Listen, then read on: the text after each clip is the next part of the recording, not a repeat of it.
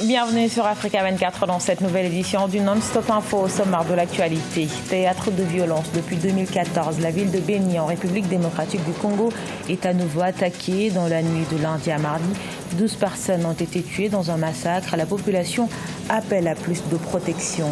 Le Mozambique n'utilisera plus les revenus de sa production gazière pour restructurer sa dette publique. Le déficit budgétaire du pays est estimé en 2018 à 6,7% du PIB. Depuis 2016, le pays est dans une phase de réduction de cette dette publique. Et puis vers la disparition du marché Mikao de Yopougon, cette décision des autorités municipales ivoiriennes inquiète les commerçants de ce marché d'Abidjan qui se trouve en plein milieu d'une zone industrielle. Depuis 2014, le chef-lieu du Nord Kivu en République démocratique du Congo et ses environs sont régulièrement frappés par des massacres. Dernier en date, dans la nuit du lundi à mardi 4 mai, une douzaine de civils ont été tués par des miliciens à Béni. Face à cette insécurité, la population appelle à l'aide. Ange Bijonomegno. En République démocratique du Congo, la ville de Béni est de nouveau frappée par une attaque armée perpétrée par des groupes rebelles. Selon les autorités militaires, le bilan de cette attaque est de 12 morts. Parmi les victimes, il y a des civils, des militaires et un membre du groupe rebelle. 3 jours avant cette attaque, l'armée congolaise avait déclaré avoir neutralisé 26 rebelles dans la même ville. Nous avons perdu nos mères, nos enfants. Mon plus jeune frère a été massacré et nous ne savons toujours pas où son corps est, ni où il a été enterré.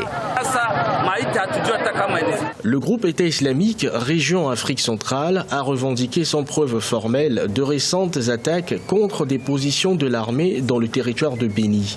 La nouvelle attaque a provoqué la colère des populations qui exigent un retour de la paix dans cette ville. Nous demandons au président de la République de poursuivre son travail de sécurisation du pays pour que nous puissions être en paix. Il n'y a pas d'autre moyen de nous aider et nous avons vraiment besoin de paix. La ville de Béni a été l'un des premiers foyers de l'épidémie Ebola qui a été déclarée le 1er août 2018. Des centaines de civils ont été tués dans la région de Béni depuis octobre 2014. Les tueries à Béni sont généralement attribuées aux forces démocratiques alliées ADF, à l'origine des rebelles ougandais qui se sont repliés dans l'est du Congo il y a plus de 20 ans. Kigali, la capitale rwandaise, a accueilli la 89e Assemblée générale de l'Association internationale des maires francophones. C'était ce 3 juin 2019.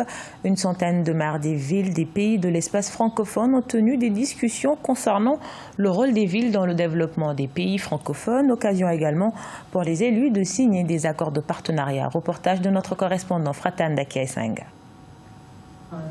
Ils étaient plus d'une centaine, les maires des villes francophones, à participer aux activités de la 89e réunion du bureau de l'Association internationale des maires francophones à Kigali du 1er au 3 juin 2019. Plusieurs thèmes étaient au menu des discussions, notamment le rôle de la ville dans le développement du pays. Kigali a été cité comme un bon exemple en matière de développement. La rapidité avec laquelle Kigali est en train de conduire les différentes transformations, que ce soit sur les questions écologiques, avec la mobilité, la planification urbaine ou sur l'inclusion sociale, ça nous intéresse et ça questionne sûrement notre gouvernance. En tous les cas, moi je veux vraiment aussi apprendre de Kigali en matière de gouvernance. À l'occasion, les maires de Kigali et de Paris ont signé plusieurs accords de partenariat dans les domaines comme celui des archives et mémoires ou encore dans le secteur des nouvelles technologies et de l'innovation. Kigali a même promis une réouverture du centre culturel franco-rwandais qui n'existe plus depuis 2014. Donc c'est un champ élargi qui va de la gestion des services urbains à la protection de l'environnement, à la mémoire et culture, au sport. Ce sont des domaines qui sont très divers et de par les discussions que nous avons déjà eues, on a plein de choses à apprendre des uns et des autres. L'Association internationale des maires francophones a été créée en 1979 et compte actuellement près de 300 villes membres. Cette réunion aura permis des villes comme Erbil au Kurdistan et Nyanza au Rwanda de rejoindre l'association. Face à une dette qui ne cesse de se creuser, le Mozambique a pris de nouvelles résolutions. Le pays a décidé de ne plus recourir à ses revenus gaziers pour restructurer sa dette publique. Une dette de plus de 726 millions de dollars contractée par la société Ematum, faisant du Mozambique le pays le plus endetté du continent africain. Ange Bijuno-Meignon. Le Mozambique n'utilisera plus les revenus de sa production gazière pour restructurer sa dette publique.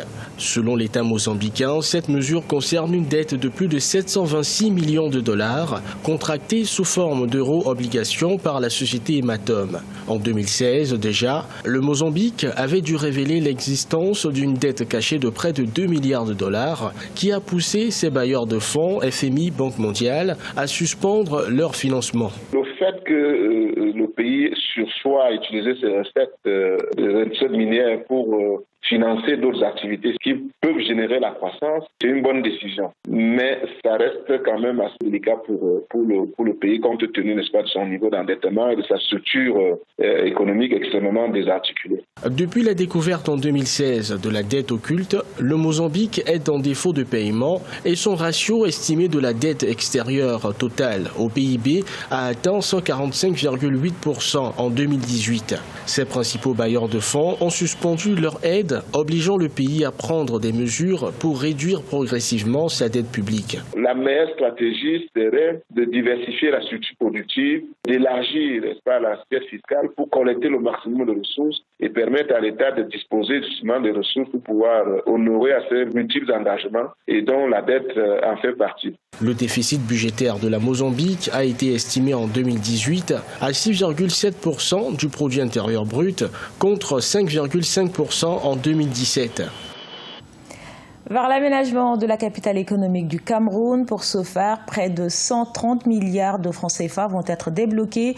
Ce projet soutenu par la Banque mondiale et le gouvernement camerounais vise entre autres la construction des infrastructures routières afin d'améliorer la circulation dans la ville aux 2,8 millions d'habitants. Marie-Colette Babasagana. 128,884 milliards de francs CFA, c'est le montant qui sera alloué à l'aménagement de la ville de Douala au Cameroun. Selon la communauté urbaine de Douala, ces fonds serviront à financer la mise en œuvre du projet de développement des villes inclusives et résilientes. Un accord a été signé entre le directeur des opérations de la Banque mondiale, Elisabeth Rubens, et la ministre de l'Habitat et du Développement urbain, Célestine Ketia-Koutes. Le transport fait partie intégrante du développement moderne et l'aménagement des voies de communication, l'aménagement de voies de transport est une chose essentielle pour l'économie de demain, qui est l'économie de la livraison et l'économie du déplacement. Ce projet vise entre autres la construction des infrastructures routières dont le but est d'améliorer la fluidité de la circulation dans la capitale économique camerounaise. L'objectif final est de résoudre l'épineux problème des embouteillages qui freinent la mobilité urbaine. Ce projet consiste non seulement à doter notre ville des infrastructures routières, mais aussi l'aménagement des drains et d'autres projets bénéficiant directement aux populations dans l'optique d'améliorer la circulation des personnes et des biens.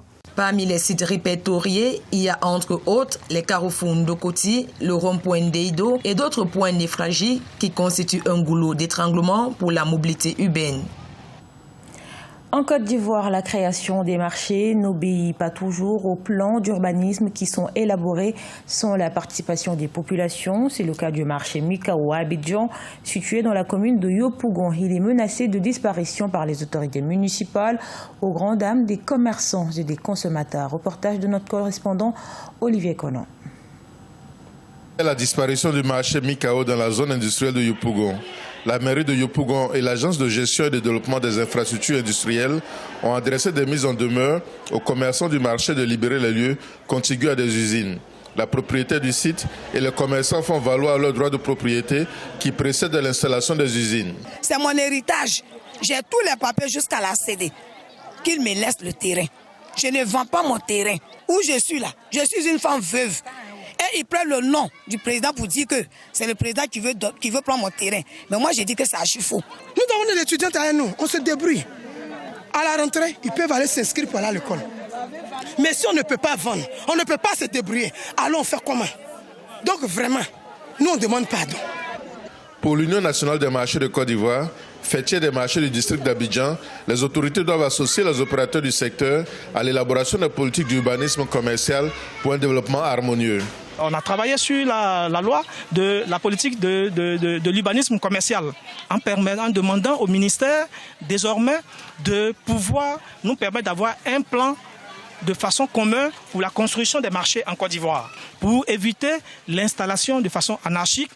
En rappel, le gouvernement ivoirien a aménagé une nouvelle zone industrielle au kilomètre 24 de l'autoroute du Nord à la sortie d'Abidjan pour faire face à la croissance des activités industrielles.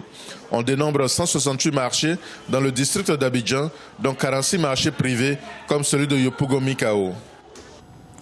Ce journal a été réalisé par l'ensemble de la rédaction. Merci pour votre fidélité et retrouvez dans un instant une nouvelle édition de l'actualité sur Africa 24.